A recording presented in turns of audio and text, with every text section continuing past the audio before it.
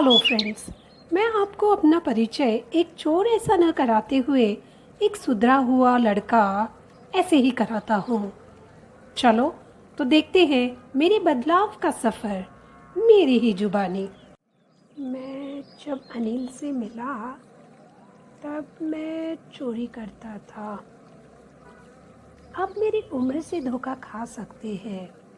हाँ, भले ही मैं 15 साल का हूँ, पर चोरी करने में मेरा हाथ कोई पकड़ ही नहीं सकता। अनिल, मेरा नया शिकार। रेसलिंग मैच देख रहा था जब मैं उसके पास गया। उन दिनों किस्मत भी मेरा साथ नहीं दे रही थी, तो सोचा इस आदमी का विश्वास जीत कुछ तो हासिल कर लूं। शायद मेरी चिकनी चुपड़ी बातें काम कर जाए। तुम्हारे डोले शोले तो मस्त हैं। तुम भी कुछ कम नहीं। तुम तो पहलवान दिखते हो। हाँ, वो मैं थोड़ा बहुत कुश्ती जानता हूँ। तुम्हारा नाम क्या है? हरी सिंह। पुलिस के डर से हर महीने मुझे नाम बदलना पड़ता है। वे देखो, तेल से सने पहलवान एक दूसरे को उठा उठा कर पटक रहे हैं। अरे, वापस तुम? मुझे आपके यहाँ काम करना है। पर मेरे पास तुम्हें देने के लिए पैसे नहीं हैं। क्या मैंने गलत बकरा फांसा है? क्या तुम मुझे खाना दे पाओगे? क्या तुम्हें खाना बनाना आता है? हाँ। अगर तुम खाना पका सकते हो तो मैं तुम्हें खाना दे सकता हूँ। वह मुझे उसके घर ले गया, पर उस रात जो मैंने खाना बनाया शायद बहुत भयानक था। इसीलिए अनिल ने वह खाना गली के कुत्ते को दे दिया। अब तुम बालकनी में जाके सो जाओ। जी। कोई बात नहीं, मैं तुम्हें खाना बनाना सिखा दूंगा। अब मैं मेरा नाम भी लिख सकता हूँ, सब आपके कारण। अब हम धीरे धीरे वाक्य बनाना सीखेंगे, नंबर्स को ऐड करना भी सीखेंगे। मुझे पता था एक बार मुझे किसी पढ़े लिखे इंसान की तरह लिखना आ जाए तो मुझे सफलता पाने से कोई रोक नहीं सकता। मुझे अनिल के लिए काम करने में मज़े आती थी। सुबह की चाय बनाना और फिर बाजार से सामान खरीदना। अपना हाथ बिना पैसे मारे थोड़े ही रहता था। दिन का 1 आध रुपया कमाई तो मेरी हो ही जाती थी। इस बात की खबर अनिल को शायद थी, पर वह उस बात को नज़रअंदाज कर देता था। अनिल की कमाई का कोई भरोसा नहीं था। कभी दिवाली तो कभी दिवाला। जब कभी उसके पास पैसे आते तो वह जश्न मनाता। शायद वो मैगजीन के लिए भी लिखता था। एक शाम आज एक पब्लिशर को एक किताब बेची, कुछ पैसे भी मिले हैं। अनिल के लिए काम करते करीब मुझे 1 महीना हो गया था, पर सिर्फ खरीदारी करते समय चुराए गए थोड़े से पैसों के अलावा कोई बड़ा हाथ में नहीं मार पाया। अनिल का मुझ पर विश्वास था, इसीलिए उसने घर की एक चाबी मुझे भी दे रखी थी। मैं अपने चोरी के काम से नाइंसाफ़ी भी नहीं कर सकता था।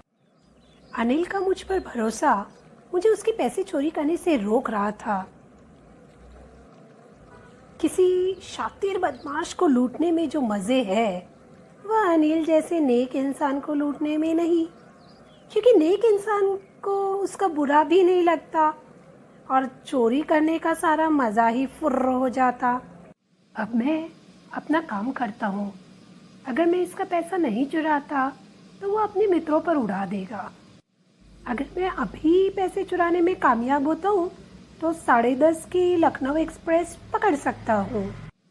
ये तो घोड़े बेच के सो रहा है, इसके चेहरे पे तो कोई शिकन भी नहीं है। वाह वाह, चलो मेरा काम हो गया और मुझे किसी ने पकड़ा भी नहीं। अब पजामे के नाड़े से बंधे चुराए हुए पैसे गिन लेता हूँ। अरे वाह, 50-50 की नोटें, पूरे 600 रुपए। 1-2 हफ्ते रईसी ठाट में आराम से गुजर जाएंगे। जैसे ही मैं रेलवे स्टेशन पहुंचा, मैं सीधे प्लेटफॉर्म गया। मैंने टिकट नहीं लिया, मैं टिकट लेने के लिए रुका ही नहीं। आखिर आदत से मजबूर लखनऊ एक्सप्रेस बस प्लेटफॉर्म छोड़ ही रही थी। अब तक उसने रफ्तार नहीं पकड़ी थी। मैं आसानी से ट्रेन पकड़ सकता था, पर न जाने क्यों नहीं, मैं बता नहीं सकता। मैंने ट्रेन नहीं पकड़ी। ट्रेन दूर जा चुकी थी और मैं प्लेटफॉर्म पर खड़ा ही रह गया। मुझे समझ में ही नहीं आ रहा था कि अब मैं रात कहाँ गुजारूं। मेरा कोई दोस्त भी नहीं, क्योंकि मेरे ख्याल से मित्र मदद कम और मुश्किल ज़्यादा पैदा करते हैं। स्टेशन के पास किसी होटल में रुकने से लोगों को शक हो जाता। मैं वहाँ किसी को जानता पहचानता भी नहीं था। वहाँ मैं अगर किसी को जानता पहचानता तो वो वही इंसान था जिसे मैंने लूटा था।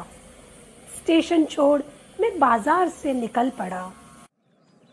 मेरे अनुभव के अनुसार जब किसी इंसान की कोई चीज़ गुम हो जाती है तो जो लालची होते हैं वह डर जाते हैं। अमीर लोगों को गुस्सा आता है और बेचारे गरीब परिस्थिति स्वीकार कर लेते हैं। पर जब अनिल को चोरी के बारे में पता चलेगा तो वह नाराज हो जाएगा। नहीं, पैसा गुम हो जाने के कारण नहीं, बल्कि उसका विश्वास टूट गया, इसलिए वो नाराज हो जाएगा। हे भगवान, बारिश शुरू हो गई। मेरे कपड़े भी भीग गए। अरे मेरे पैसे भी भीग गए होंगे। अगर मैंने चोरी नहीं की होती तो सुबह उठने पर अनिल मुझे 2-3 रुपए तो दे ही देता सिनेमा देखने के लिए। पर अब तो सारे पैसे मेरे हैं। अब मुझे अनिल के लिए चाय नहीं बनानी पड़ेगी, बाजार से सामान भी नहीं लाना पड़ेगा, बड़े बड़े वाक्य भी नहीं लिखने पड़ेंगे। भले ही चोरी करना आसान है, पर पकड़ा जाना उससे भी आसान है। पर बड़ा आदमी बनना, इज्जत पाना कुछ और ही बात है। मुझे अनिल के पास वापस जाना चाहिए। अगर मुझे पढ़ना लिखना है तो मुझे अनिल के पास जाना ही होगा। मैं परेशान था, बेचैन था, क्योंकि चोरी करना आसान है, पर चुराया हुआ माल वापस रखना उतना ही मुश्किल। चलो, अच्छा हुआ मैंने चुपचाप पैसे वापस रख दिए।